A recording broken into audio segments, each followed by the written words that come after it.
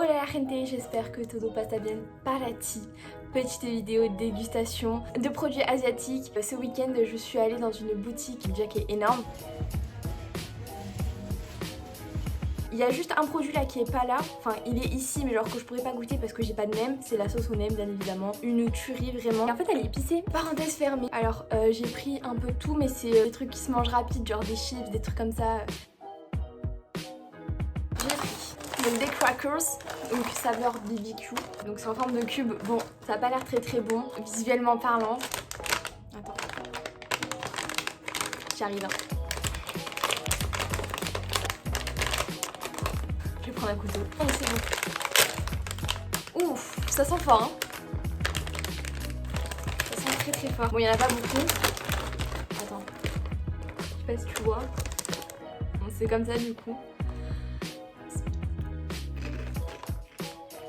C'est pas mauvais du tout hein. On dirait vraiment les Lay's barbecue mais avec un peu moins de sel et un peu plus de sucre peut-être. Donc franchement je donnerais un bon 7. 7,5. Nouvelle lunette d'ailleurs. Jimmy Farley. Je suis la pub de partout. Donc pour le salé franchement ouverture de balle plutôt pas mal. J'ai pris ensuite ça, c'est pas une marque asiatique mais le wasabi, voilà, le wasabi ça me fait assez peur parce que c'est relativement fort. Genre je sais pas dans les sushis c'est le truc que je mets vraiment sur le steak. Ouverture plus facile hein déjà. Ouf, ça a pas l'air bon du tout. T'as vu genre elles sont pas toutes la même couleur. Ok. T'as la rêve ou pas? Ok. Ah c'est super bizarre. J'ai l'impression que c'est de la moutarde de Dijon, précis. Et après t'as le goût de wasabi. Je suis hyper perplexe. Tu vois c'est quand même assez salé, mais c'est relevé en même temps tu vois. Franchement c'est pas mauvais, ça se mange hein. Franchement je mettrais un bon 7 hein. 6,5 parce que le Jimmy 7,5 quand même faut pas pousser. Ok maintenant on va passer au sucré. J'ai pris ça, chips de noix de coco, mango. Bon il y a la mangue du coup hein, mango, pas le magasin. J'adore. Ouverture assez facile, l'odeur ça va. Oh, ça me fait trop penser aux infusions, ils sont trop bons. Faut souvent goûter 2 fois pour être sûr tu vois de ce que tu viens de goûter. Ouais, non ça va, c'est plutôt bon même. Après je me fais piéger parce que j'ai pris des chips. En général les chips même si t'aimes pas trop la saveur, t'en prends un, t'es mitigé, t'en prends 2. Troisième tu kiffes, quatrième c'est bon le paquet est fini tu vois. Je mettrai un bon 8 pour celui-ci hein. La première elle passe pas mais après les autres ça passe crème vraiment. Là on passe aux choses sérieuses. J'ai vu pas mal de vidéos de dégustation des mochi. J'ai pris des trucs que je prends pas habituellement mais des choses que je pourrais potentiellement manger tu vois. Moi tout ce qui est à base de peanut cacahuètes, voilà pour la petite traduction. Les mochis j'en ai jamais goûté par contre, jamais de chez jamais. Il y a une pote à moi d'ailleurs, maintenant si tu passes par là, qui avait goûté saveur mocha je crois. Personne n'aime cette saveur. Je sais pas si ça va être bon, si je vais aimer. Je crois qu'il y a du sucre en poudre comme ça. Ça va être encore une galère pour ouvrir. Hop. Drama Queen mais pas que hein, parce que franchement en plus c'est une majeure en plus, c'est incroyable. Blessures de guerre, ça n'en finit plus. Là aussi il y a des blessures de guerre. Visuellement ça me donne pas trop envie. Alors attends, je pensais pas du tout que c'était comme ça. Je sais pas si tu vois à l'intérieur. Moi attends, mon doigt. En fait t'as le peanut là et en fait autour c'est un peu gélatineux, genre un peu visqueux tu vois. Non j'aime pas. Moi c'est la pâte qui est autour que j'aime pas du tout. Non. Ah ça bon. Ah non. Ça je mettrais un, même pas un 2, franchement un 2. Je comprends pas du coup l'engouement qu'il y a autour de ça. Bon, dernier produit, un sorte de Mikado mais à la fraise. Il y avait d'autres saveurs mais j'ai pris celle qui me plaisait le moins.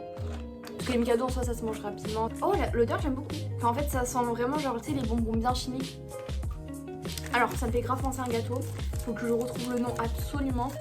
C'est un gâteau à la fraise hyper connu je crois, ou qui était connu. Le problème c'est que moi je suis grave une experte des Mikado. Oui je rigole pas. En fait ils sont pas assez croustillants, tu vois. Ils sont un peu plus mous. Non ça se mange. C'est pas fou, mais ça se mange. Franchement je mettrais un 6. Ouais franchement là j'ai encore le mochi en travers.